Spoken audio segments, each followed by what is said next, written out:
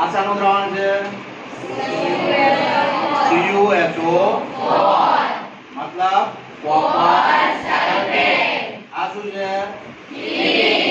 જેની લોખંડનું અણુસૂત્ર Fe. આ કઈ પ્રક્રિયા માટે છે? વિસ્થાપન પ્રક્રિયામાં શું થાય?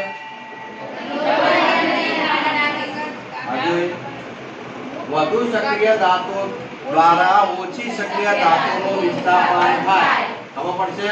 અરે જે વિસ્થાપન પ્રક્રિયા એટલે